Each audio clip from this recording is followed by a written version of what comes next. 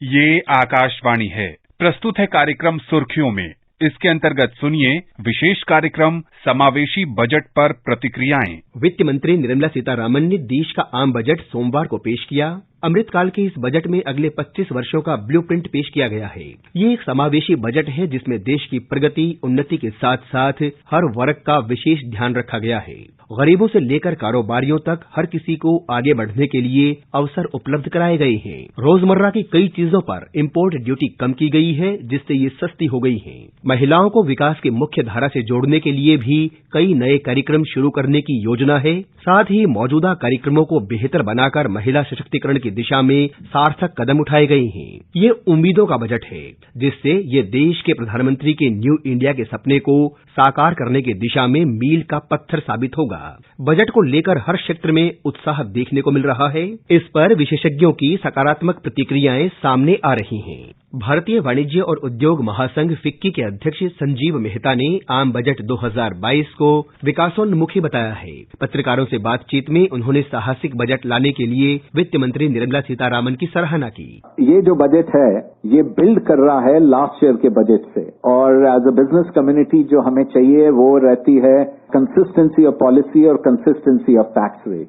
तो इसके लिए भी मैं फाइनेंस मिनिस्टर को कॉम्प्लीमेंट करना चाहूंगा कि उन्होंने ज्यादा चेंजेस नहीं किए हैं और नए टैक्सेस नहीं इंट्रोड्यूस किए। 6.4% जो डेफिसिट है आने वाले साल के लिए वो भी सही है, क्योंकि जब तक प्राइवेट कंजम्पशन ना बढ़े, जब तक प्राइवेट कैपिटल एक्सपेंडिचर ना बढ़े, तब तक गवर्नमेंट की स्पेंडिंग की बहुत जरूरत होती है। जो उन्होंने कैपिटल एक्सपेंडिचर 35% से आउटले इंक्रीज किया वो देश के लिए एब्सोल्युटली राइट थिंग है।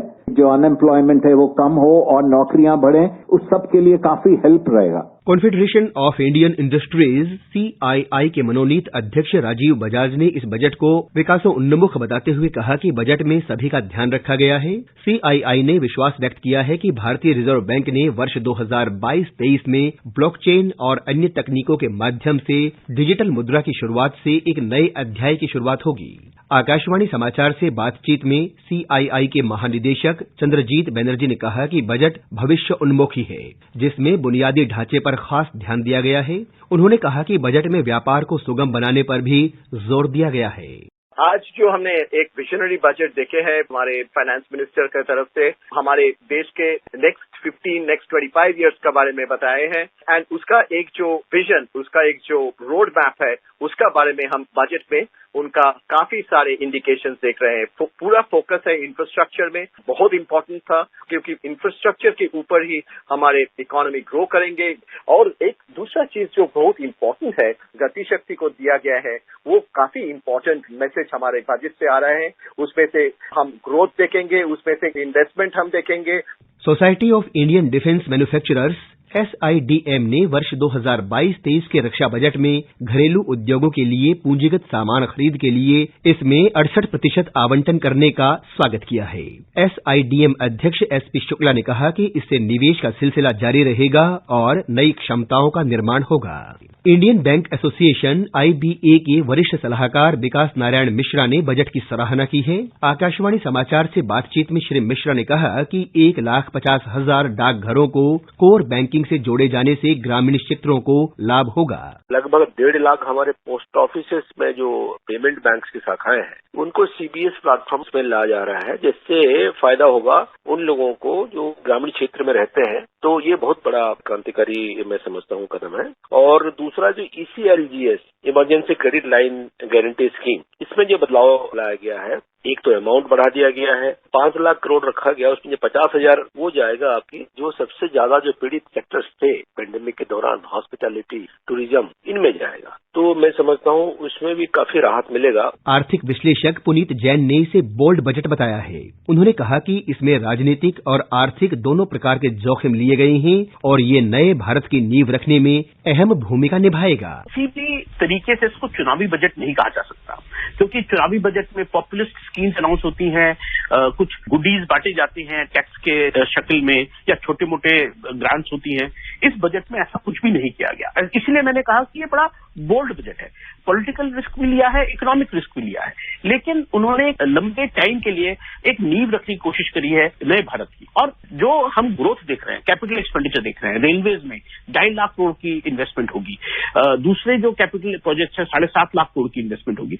यदि आप देखें तो वहां से एम्प्लॉयमेंट जनरेट होगी, इकोनॉमिक ग्रोथ मिलेगी। तो ये एक बहुत ही फार साइटेड बजट है, जहां पर ये मान्यता है कि अगर हम इकोनॉमिक ग्रोथ को ग्रो करेंगे तो सभी को फायदा होगा, हर वर्ग को एम्प्लॉयमेंट बेटर मिलेगी, और जो उसके जो बेनिफिट्स होंगे वो सबको मिलेंगे। ये इकोनॉमिक आर्ग्यूमेंट है कि जो अर्निंग कैपेसिटी है या अर्निंग्स है उसको बढ़ाया जाए, इसकी बजाय कि हम सीधा ग्रांट्स को बढ़ाएं।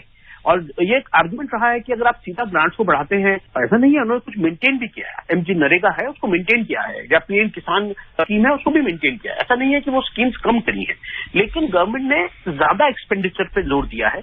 और उसके लिए मैं ये कहूंगा, जो मैंने कहा पहले कि बोल्ड है, वो इसलिए बोल्ड भी है कि उन्होंने बोरोइंग करने को तैयार है। आज सरकार कह रही है कि हम जो पिछले साल हमने यानी 2021-22 में 7 लाख करोड़ रुपए मार्केट बोरोइंग करी थी, उसके बजाय वो 11 लाख करोड़ रुपए की बोरोइंग करेंगे, जिससे इंटरेस्ट रेट डेफिनेटली बढ़ेंगे। वो कुछ कीमत हमें देनी पड़ेगी, लेकिन उनका सरकार की मान्यता है कि ये जो पैसा हम बोरो करेंगे इसको हम कैपिटल प्रोजेक्ट्स में इन्वेस्ट करेंगे, उससे एम्प्लॉयमेंट मिलेगी, लोगों की आमदनी बढ़ेगी, उस आमदनी से उनको फायदा होगा। बिल्कुल। तो फाइनेंस मिनिस्टर शुरुआत में ये कहा था कि ये बजट अगले 25 साल के भारत के लिए एक ब्लूप्रिंट है। और मैं आपको बताता हूं, जैसे इस बजट में जो मेन एक बहुत बड़ा एलोकेशन बढ़ाया गया है, जैसे नेशनल हाईवेज अथॉरिटी के लिए जो हाईवेज बनाते हैं, वो बजट हमने करीब 65,000 करोड़ से बढ़ाकर करीब डबल 1,30,000 करोड़ कर दिया। यानी सरकार ये कह रही है कि अब हम रोड ज्यादा बनाएंगे, 25,000 किलोमीटर रोड एक्स्ट्रा बनाएंगे, और उसका जो मल्टीप्लायर इफेक्ट होगा, जो रोड्स बनेंगे उसकी यहाँ पर लोकल एम्प्लॉयमेंट मिलती है, एक्सपेंडिचर होता है, उससे जो फायदा होगा इकोनॉमिक, हम वो फायदा हम प्रेफर करते हैं, इसकी बजाय कि हम सीधा आपको ज्यादा पैसे आपको हाथ में दें। इसी तरह रोपवेज की बात करें हम, तो रोपवे की बात होगी, हिमालयन रोड्स की बात हुई है, हिल रोड्स की बात हुई है, तो सभी आप देखें तो पूरा बजट साफ तौर पर इंफ्रास्ट्रक्चर स्पेंडिंग को बूस्ट करने के लिए है, वो उसकी प्राथमिकता है। बाकी सारी स्कीम्स भी है, लेकिन प्राथमिकता जो है वो इंफ्रास्ट्रक्चर स्पेंडिंग पर है। कोंडा लक्ष्मण तेलंगाना राज्य बागवानी विश्वविद्यालय के एसोसिएट प्रोफेसर डॉक्टर पी सदैया ने कहा है कि केंद्रीय बजट में कृषि क्षेत्र के लिए कुछ न कुछ लाभ का प्रावधान जरूर किया गया है। हमारे संवाददाता से बातचीत में उन्होंने कहा कि बाजरे की प्राकृतिक खेती को प्रोत्साहन दिया जाना भी स्वागत योग्य है। हालांकि उन्होंने खाद्य प्रसंस्करण उद्योग में क्रय शक्ति समता पीपीपी प्रणाली को अनुमति दिए जाने पर आपत्ति व्यक्त की है। आर्थिक विश्लेषक ए के भट्टाचार्य ने बजट में सरकार द्वारा रेवेन्यू एक्सपेंडिचर में रोक लगाने जैसे कदमों को महत्वाकांक्षी बताते हुए इसकी सराहना की है। उन्होंने बताया कि इस बजट में लिए गए जोखिम से वृद्धि की आधारशिला और मजबूत होगी। देखिए, अगर आप इस माहौल में कंट्रोल्ड रिस्क नहीं लेते हैं तो आपका जो ग्रोथ इंजन जो है अगले साल में शायद उतना ना काम करे, क्योंकि अगर आप बजट के नंबर उसमें आपकी नॉमिनल ग्रोथ रेट सिर्फ 11% दिखाई गई है। इस साल 21-22 में नॉमिनल ग्रोथ रेट 18% की थी। इसका मतलब हम नॉमिनल ग्रोथ रेट अगले साल सिर्फ 11% देखेंगे। इसका मतलब ये कि हमारी जो आय करने की या टैक्स बटोरने की जो सरकार की जो क्षमता है उसमें थोड़ी बहुत एक धक्का पहुंच सकता है।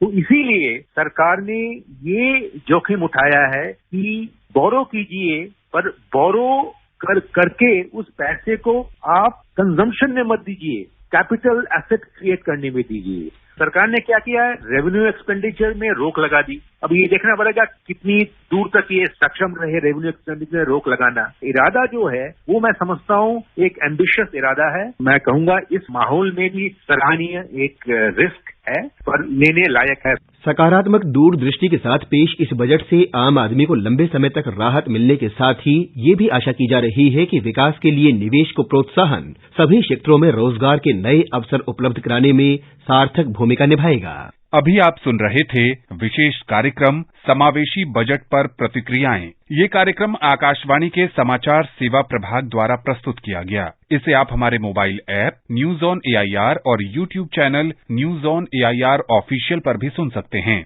इस कार्यक्रम के संबंध में अपनी प्रतिक्रिया आप हमें ईमेल कर सकते हैं। पता है airnsdtalks@gmail.com। ये कार्यक्रम फिर से सुनने के लिए लॉग ऑन करें हमारी वेबसाइट newsonair.nic.in।